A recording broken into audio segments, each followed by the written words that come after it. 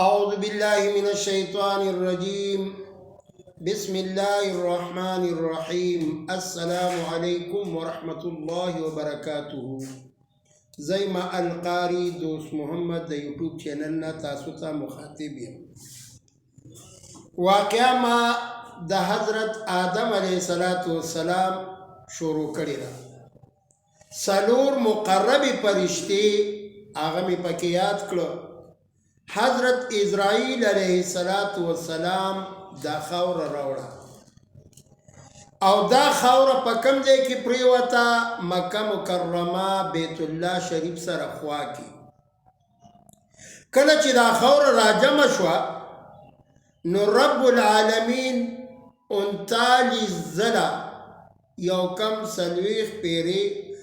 دې باندې د غم باران وشو او یو ورځ پې د خوشحالۍ باران وشو. تاسو وګورئ معاشره کې بعضې خلکو ته تاسو به کتلي وي، اکثر چې وګورئ عموما دا خلک داسې خفه وي. دا وجه دا ده چې آدم علیه السلام په خاوره باندې 39 دفعه د غم باران شوی دی او یو ورځ پې د خوشحالۍ باران وشو. کله چې 40 ورځې دا باران وشو نو رب العالمین فرشتو ته حکم وکړو چې اوس دا خاوره اوچته کوي او څه سره یې کېږدئ؟ خوا کې د طائف سره نږدې دغه لاره کې دا خاوره کېږدئ. د آدم علیه السلام قالب جوړ شو، ډانچه ورته ویلی شي، لیکن روح دا لا نشته. روایاتو کې راځي، په یو روایت کې داسې دي چې یاره دا روح نه بغیر 40 کاله دا ډانچه پرته وه. بل روایت کې راځي چې څه د پاسه 40 کاله، خو ډیر زیات روایت د 40 کالو صحیح دی چې 40 کاله پس رب العالمین په دې کې روح اچوي. کله چې روح ور اچوي نو روح ته وایي چې ته وردننه شه، نو د الله حکم دی. نو دا روح ډیر په عاجزۍ سره سوال کوي، التجا کوي، اے پروردگار عالمای، یا اللہ ستا حکم خود بالکل منمای، خو یا اللہ ما سر یو وعده وکای، اے پروردگار عالما چې زب بیا د دین بهر روزم او کنا.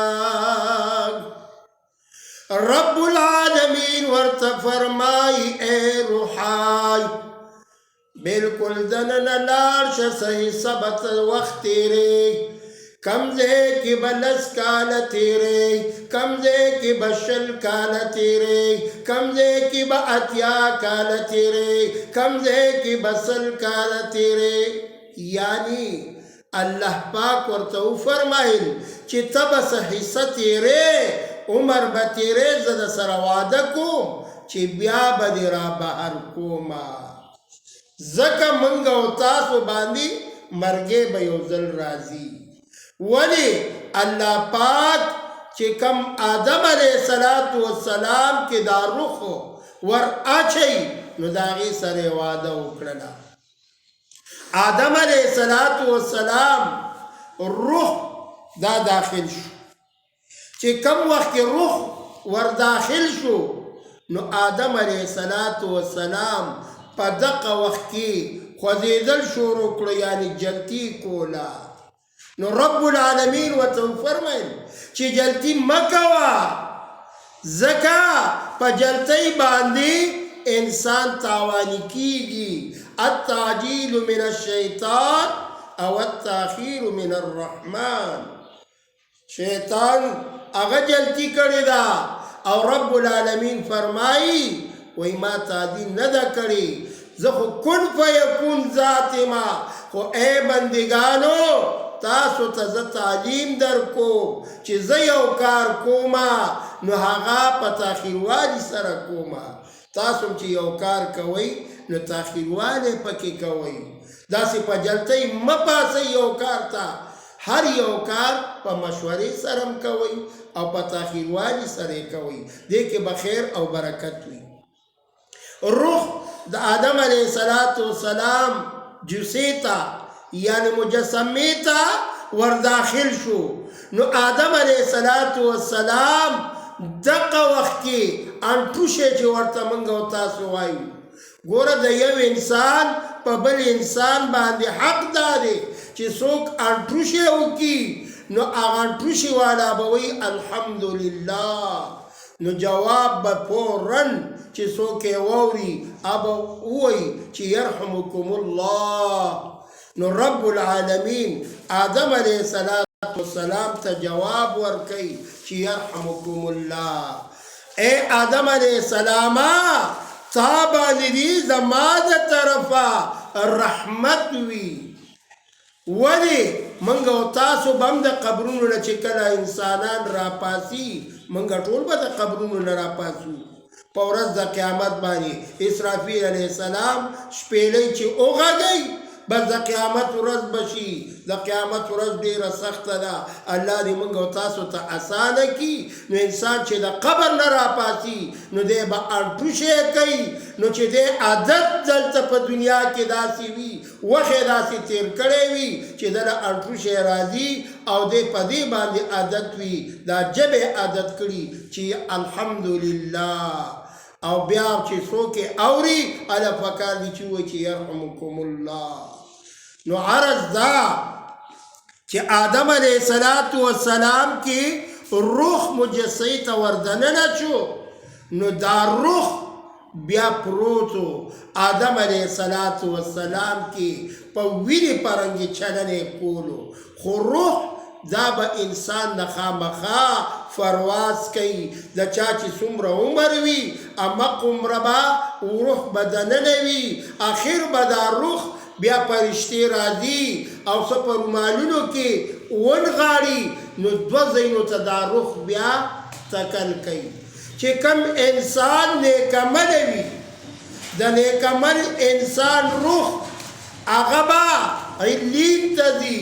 اسمانونو نه بره پرشتو به په رومالونو کې نغښتې وي خوشبویانې به ترې روانې وي او هغه پرشتې چا چې دا روح نیولی نو دی به ورته وایي مرحبا مرحبا اسمانونو کې دروازې به کلاو شي مرحبا مرحبا یو ښایسته خوشبویي به ترې روانوي الله دې زمونږ او ستاسو روحونه همدقه رنګې کړي او بل روح هغه به سجین ته ځي د ځمکې نه لاندې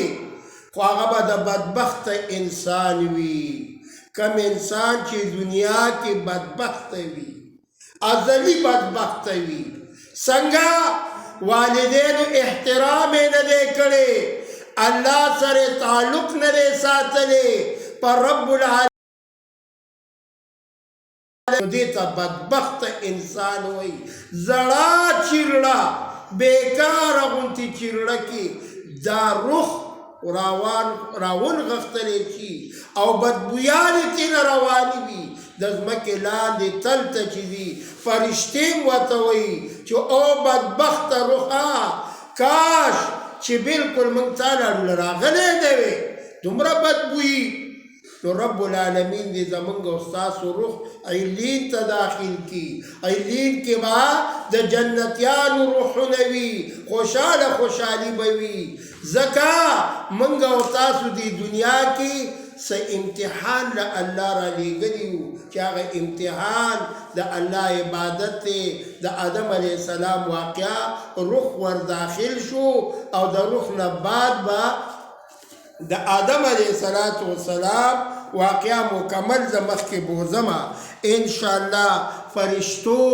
دغه روح علین ته بمړي او بعضې فرشتې به سجین ته لاندې به وړي نو رب العالمین دې موږ او تاسو نیکان کي د آدم علیه السلام واقعه دا څه وړه غوندې واقعه نه ده